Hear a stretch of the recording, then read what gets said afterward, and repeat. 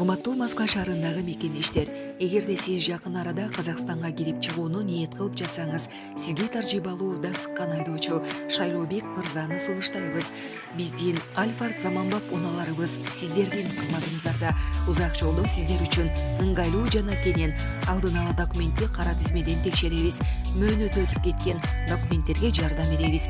Без пересадкасыз өзүбүз түз алып кирип чыгабыз. Биздин дарек метро проспект Мира 39А. Биздин байланыш номер +79 87 772 47 54. Украина КМШ президенттеринин Москвага барышын сындап чыкты. Москва шаарында Кызыл Аянтта өткөн иш-чарага Армения, Казакстан, Кыргызстан, Тажикстан, Түркмөнстан жана Өзбекстандын лидерлеринин катышуусу Украинада достукка жатпаган кадам катары бааланат. Мындай маалымат Украинанын Тышкы иштер министрлигинин расмий сайтына жарыяланды. Биз бул чет мамлекеттердин жетекчилеринин коомдук иш-чарага катышуусун Украинага карата достукка жатпаган кадам Украина элин жек көрүүнүн көрүнүшү деп эсептейбиз деп айтылат маалыматта. Ошол эле учурда билдирүүдө Москвадагы салтанатка катышкан Беларустун президенти Александр Лукашенко жөнүндө сөз болгон эмес.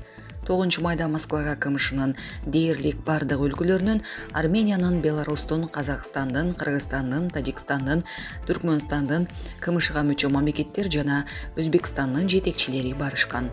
Лидерлер Кызыл Аянттагы борбордук трибунадан жеңиш парадын көрүп, андан соң Александр бакчасындагы белгисиз солдаттын мүрзөсүнө гүл коюшкан. Булак суперкежи. Баткенде милиция менен УКМКнын кызматкерлерине кол салуу болду. Баткенде аткезчилик жүктөрдү жашырууга аракет кылган жарандар милиция менен УКМКнын кызматкерлерине кол салып, анын кесепетинен 2 милиция ооруканага түштү. Бул тууралуу облустук ички иштер башкармалыгы билдирет. Белгиленгендей, УКМКнын Баткен облусу боюнча башкармалыгы чек ара кызматкерлери менен биргеликте Баткен районунун Карабак айылындагы үйлөргө тинтүү жүргүзүшкөн. Натыйжада 34 жаштагы жарандын үйүнөн аткезчилик жол менен алып келинген акциздик маркасы жок болжол дуубасы 1 миллион 800 миң сомдук 18 миң куту тамеки табылган. Товар боюнча протокол түзүлүп жатканда ошол үйдө турушкан жарандар милиция кызматкерлерине каршылык көрсөтүшүп, кол көтөрүшкөн. Бул фактынын негизинде Баткен райондук ички иштер бөлүмү кылмыш жаза кодексинин бийлик өкүлүнө карата коркутуу же зомбулук көрсөтүү менен иш козгоп, Карабак айылынын жогоруда аталган 3 тургунун тергөө абагына камакка алган. Алар убактылуу кармоочу жайга киргизилген. Учурда кылмышка тиешеси бар башка адамдар такталууда. Булак суперкежи. Кинодогудай, Өзбекстанда катуу жарылуу болду. Коңшу Өзбекстандын Самарканд облусунда газ менен камсыз кылуучу ишкананын жанында жайгашкан май куюучу станцияда катуу жарылуу болду. Бул тууралуу өзбекстандык басылмалар жазышты. Пактачы районундагы май куюучу жайдан кече 9 май күнү кечинде катуу өрт чыгып, ал жарылууга алып келген. Жарылуунун видеосу соц тармактарга тарады.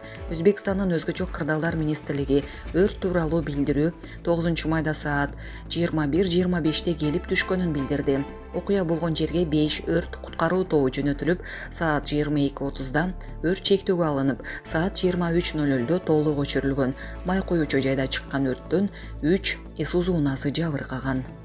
Болжол менен окуя Ман автоцистернасынан запастагы цистернага газды агып жатканда коопсуздук эрежелеринин бузулушунан улам болгон. Алдын ала маалымат боюнча бир адам жабыркаган. Учурда окуянын кесепеттерин жоюу иштери жүрүп жатат. Булак суперкежи.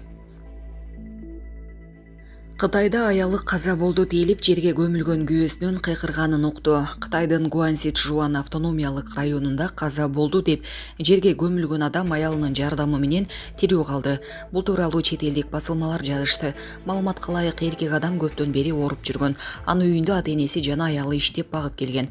Апасы адаттагыдай баласына тамак берүү үчүн келип, анын эс учун жоготуп жатканын көрүп, тез жардам чакырган. Дарыгерлер келип, бейтаптын кан тамыры сокпой калганын жана ал каза болгонун айтышкан. Ана акыркы сапарга узатууда аялы мөрсөгө жүгүнүп жатып, күйөөсүнүн кыйкырганын уккан. Ал жанындагыларды дароо жардамга чакырып, мөрзөнү казышкан. Жыйынтыгында каза болду деп көмүлгөн бейтап тирүү табылган. Ал дароо ооруканага жеткирилген. Дарыгерлер кытайлык жарандан кант диабети менен ооруганын аныкташкан. Узакка созулган дарылоонун жоктугунан улам ал эс учун жоготуп, кан тамыры алсырап калган. Аны дарыгерлер өлүм менен жаңылыштырып алышкан. Дарыгерлер бейтап кычкылтектин кескен жетишсиздигинен улам мөрзөдөн ойгонгон деп болжолдошууда. Булак супер кежи. Россия санкциялары карабастан экономикасы эң күчтүү 10 өлкөнүн катарын толуктады. Украина менен болгон согушка санкцияларга карабастан Россия дүйнөдөгү экономикалык жактан эң кубаттуу делген 10 өлкөнүн катарын толуктады. Мындай рейтингке Россия 2014 жылдан бери жетелек болчу. Бул тууралуу РИА Новости Дүйнөлүк банк менен улуттук статистикалык кызматтардын маалыматына таянып жазды. 2022 жылдын жыйынтыгы менен Россия 2,3 триллион долларга товар өндүрүп, кызмат көрсөткөн. Мындай жагдай өлкөгө аталган көрсөткүч боюнча рейтингдин 8-сабын ээлөөгө жол ачкан. Акыркы жолу Россия бул тизмеге 2014 жылы кирип, 2,5 триллион долларлык ИДПсы менен 9-орунда болчу. 2021 жылы 11-сапты ээлеген. Былтыркы жылдын жыйынтыгы менен рейтингдин башында номиналдык ИДПсы 25,56 триллион долларды түзгөн АКШ турат.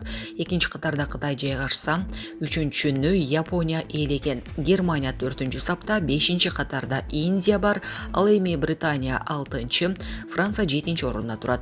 Россиядан кийин 9-сапты Канада, акыркы болуп тизмени 8-саптан ылдыйлаган Италия ээлеген. Ошондуктан Түштүк Корея чыгып калды. Дароо 3 орунга төмөндөп, 13-орунда туруп калган.